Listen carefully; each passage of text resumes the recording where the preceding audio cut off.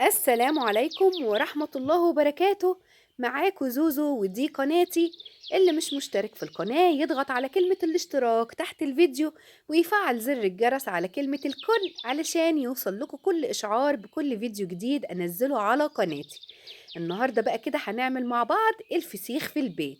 طبعا يا جماعة الفسيخ ده أكلة مصرية صميمة، وأنا بالنسبة لي الأكلة دي تراث، يعني أجيال بتسلم أجيال. أنا أطلع ألاقي ماما وألاقي جدتي وبرضه ولادي يلاقوني أنا بتكلم عن الفسيخ وماما بتتكلم عن الفسيخ، فبالنسبة لي الأكلة دي تراث. جبت بقى كده السمك البوري، جبته من حد مضمون جدا جدا. وخلوا بالكم يا جماعة في سمك شبه البوري بالظبط بس ده اسمه سمك طبار. ايه بتعرفي السمك الطبار من السمك البوري اللي ينفع نملحه ازاي؟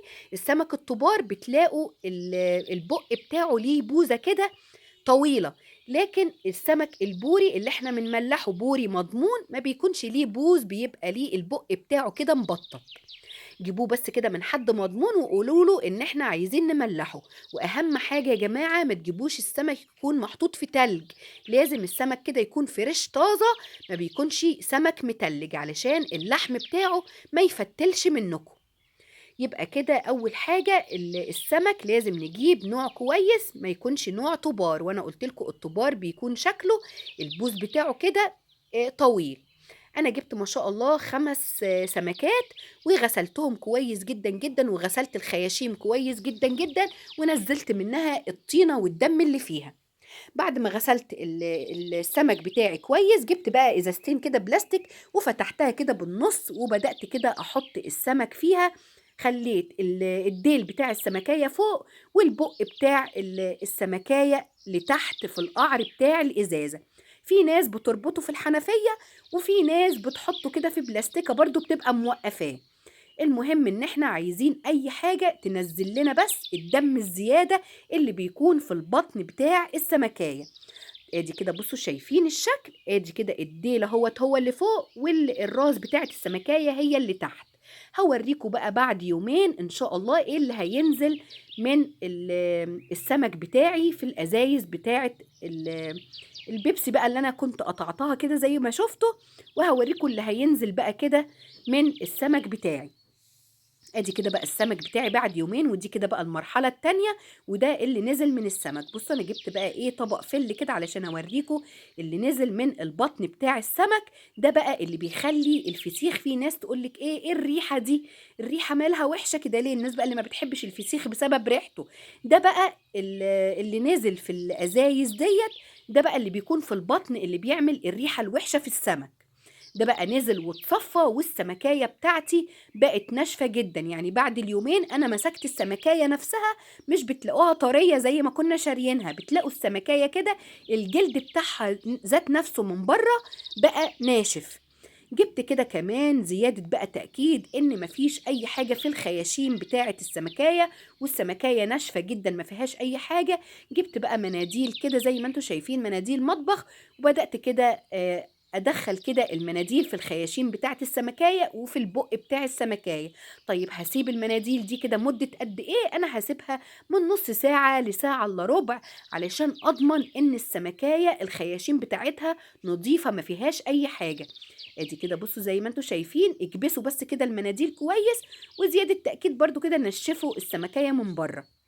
إذا نقول لكم يا جماعة حاجة البيت بتكون مضمونة جدا جدا. والله كمان أنا نزلت لقيت سعر كيلو الفسيخ غالي جدا ب200 جنيه. قلت ب200 جنيه الكيلو ليه؟ يعني أنا هعمله في البيت، أنا جايبة كيلو السمك البوري ب80 جنيه.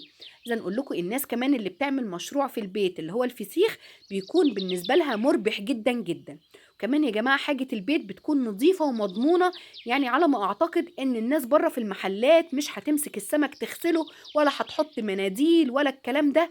ودايما بتلاقوا كده الفسيخ اللي انتوا بتعملوه في البيت الريحة بتاعته ما بتكونش زي الفسيخ اللي بيتجاب من بره. هي دي برضو بتبقى ريحة فسيخ بس بتكون يعني ما بتكونش فيها ريحة وحشة كده زي اللي احنا بنشتريه من بره.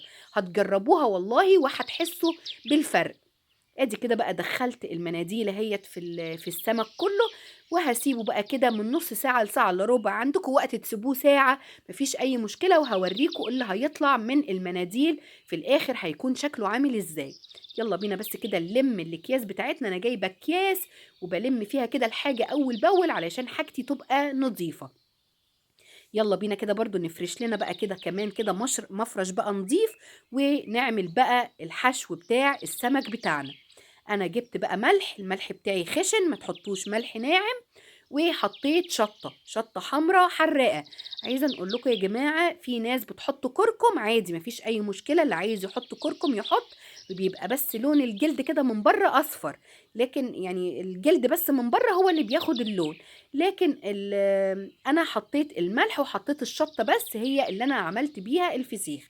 عايزة تحطي كركم عادي مفيش أي مشكلة. بصوا بقى المناديل، بصوا شايفين المناديل وأنا بحطها في الكيس، شايفين الدم اللي فيها عامل ازاي؟ يعني كده الخياشيم بتاعتي يعني نظيفة، والسمكاية زي الفل معايا. طلعوا بقى المناديل، بصوا المناديل شكلها عامل ازاي. السمك بتاعي كده بقى نظيف، ويلا بينا كده بقى نحشي السمك بتاعنا. اخدت بقى كده من الملح والشطة وبدأت كده احشي السمكاية من الراس. بدأت كده ادخل السمك عفوا الملح والشطة في الراس بتاعة الفسيخة كويس جدا، وفي البق كمان بتاع الفسيخة اكبسوا كده بايديكوا لحد ما تلاقوا الراس ما شاء الله كده اتحشت من الملح والشطة. طيب انت هتسيبيه مدة قد ايه يا زوزو بعد الحشو؟ انا بسيبه من 10 ل15 يوم، ما تزودوش عن كده علشان الفسيخاية ما تنشفش مننا، والجلد كمان يبقى مفتل وما يبقاش طعمها كويس. من 10 ل15 يوم بيكون كده طري، وهتشوفوه في الاخر هيكون عامل ازاي، وكمان ما بيكونش مملح جامد. بصوا شايفين انا كده بدخل الملح والشطة في الراس بتاعة السمكاية وفي البق كمان، كل كده ما الاقيها عايزة كل ما اكبس بايديا كل ما يتحشي كويس. دي لقيتها فاضية شوية كبستها كمان بشوية ملح. بقالي بقى كام يوم عايزة اقول لكم بحضر كده وبلم الاكياس اللي في البيت كلها. جيت كده في اول كيس رشيت شوية ملح وشطة في القعر، وبدأت كده انزل بالسمك بتاعي، واحدة يمين وقصادها واحدة شمال، خلف وخلاف، يعني زي ما انتوا شايفين كده بالشكل ده. وفوق كده برضو السمك رشيت برضو كده من فوق شوية ملح على شوية شطة. وعايزة بقى كده نكبس الفسيخ بتاعنا، اقصد السمك لسه ما بقاش فسيخ يا جدعان، هو لسه ما بقاش فسيخ لحد دلوقتي، هو سمك بوري. وجبت بقى كيس اسمر علشان اضلم على السمك بتاعي.